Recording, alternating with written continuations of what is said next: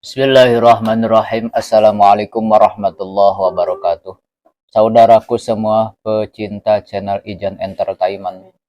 Semoga kita semua selalu mendapatkan keselamatan, bisa bersyukur, dan diberikan keberkahan untuk urusan dunia dan akhiratnya. Amin. Umat Islam disarankan untuk terus menjaga keimanan dan keislamannya, termasuk memastikan tidak melakukan perbuatan yang ujungnya dapat merusak kemuliaan. Karena disadari atau tidak, banyak perilaku yang akhirnya mendukung hal tersebut.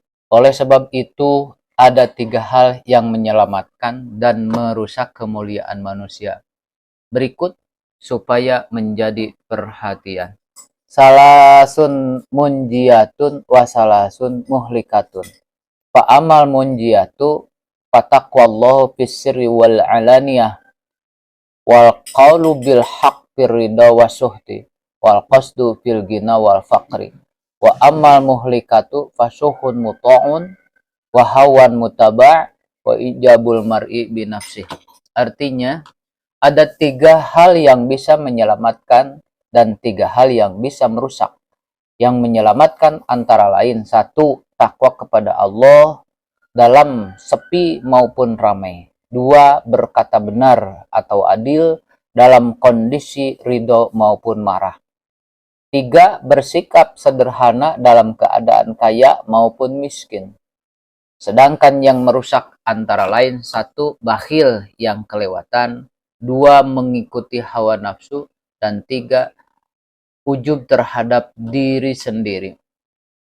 Hadis yang diriwayatkan Imam Al-Bukhari ini secara tegas menjelaskan sikap-sikap yang saling bertentangan. 3 penyakit perilaku yang terakhir dapat merusak kemuliaan manusia sebagai hamba Allah, menjauhkan seseorang dari kebahagiaan akhirat, dan keluar dari kewajaran hidup sebagai makhluk di dunia.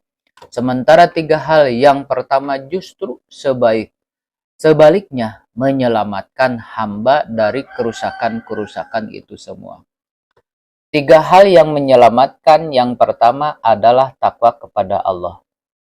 Takwa bermakna melaksanakan seluruh perintah. Takwa bermakna melaksanakan seluruh perintah Allah dan menjauhi larangan-larangannya. Ini merupakan tanggung jawab yang tidak sederhana karena menuntut seorang hamba secara total patuh dan pasrah kepada Allah Subhanahu wa taala sebagai pencipta alam ini. Sebagian kita kerap saling paham bahwa ketika disebut kata takwa, maka yang terbayang sekedar melaksanakan salat, puasa, haji, dan perkara ubudiyah lainnya. Padahal takwa mencakup seluruh gerak lahir dan batin seperti akidah, syariah, dan juga akhlak. Dalam hadis di atas tersebut, takwallah fisri wal alaniyah artinya takwa dalam setiap keadaan. Takwa menuntut seseorang hanya takut dan malu kepada Allah semata, bukan kepada yang lain, termasuk kepada atasan atau nafsunya sendiri.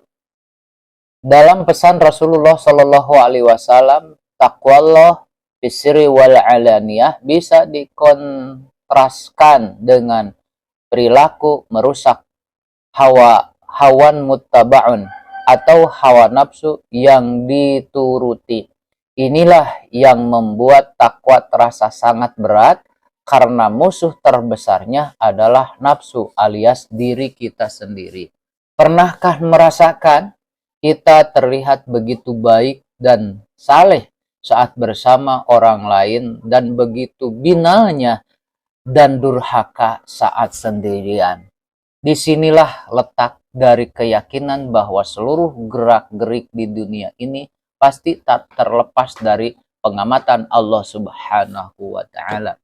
Dalam surah At-Talaq ayat 2 Allah berfirman, "Wa may yattaqillaha yaj'al lahu makhraja," yang artinya siapa bertakwa kepada Allah, dia akan dijadikan untuknya jalan keluar dari berbagai permasalahan yang dia hadapi. Hal yang menyelamatkan yang kedua adalah berkata benar dalam kondisi ridho maupun marah. Dalam riwayat lain dengan redaksi berlaku adil dalam kondisi ridho maupun marah.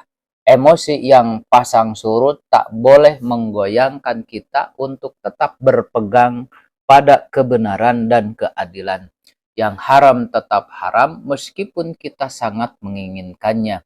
Yang halal selalu halal, kendati pun kita tak menyukainya. Tiga hal yang menyelamatkan yang ketiga adalah sederhana saat kaya maupun miskin.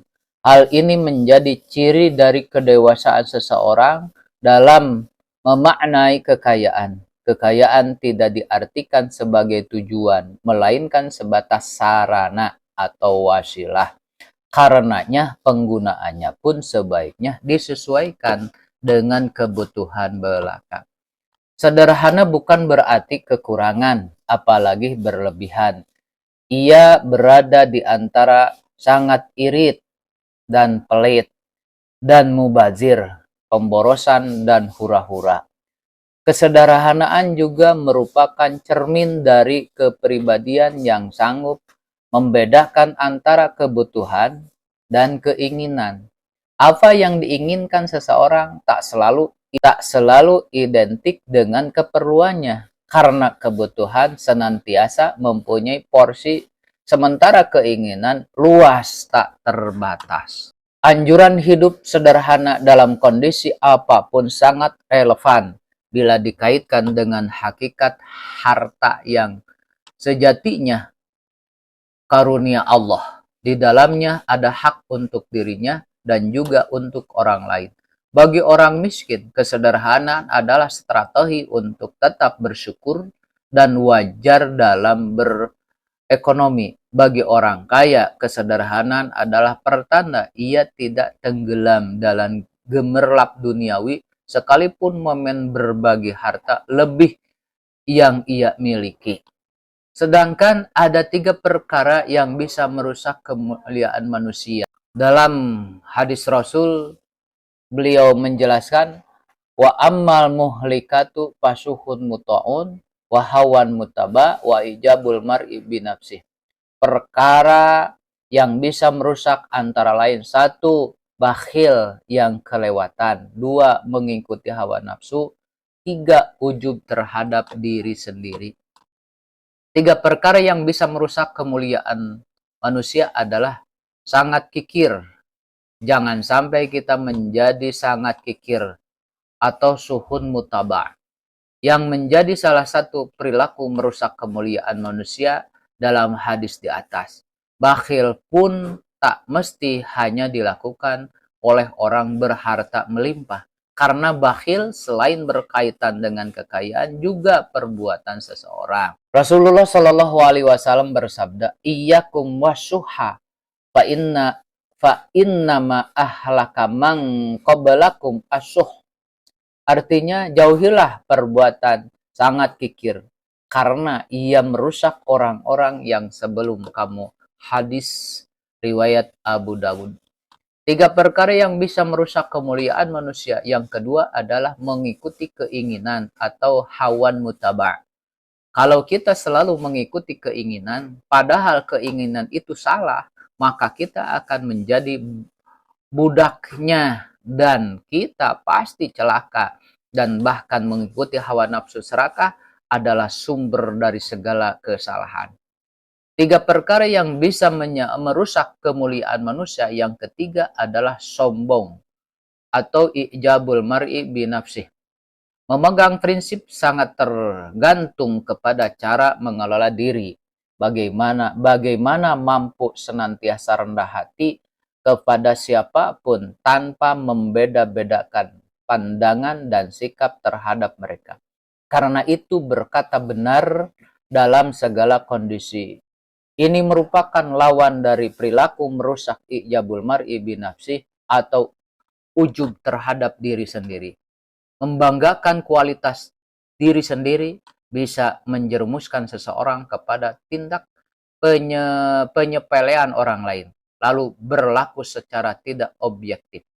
Merasa paling benar dan paling baik dapat membawa seseorang tak adil dalam menyikap segala hal. Ujub juga cenderung mengabaikan bahwa tiap nikmat datang dari Allah Subhanahu wa Ta'ala. Ketiga hal di atas berhubungan saling berkait antara satu dengan yang lain. Meski terklarifikasi masing-masing tiga sikap, akan tetapi sejatinya semua bermuara pada pilihan.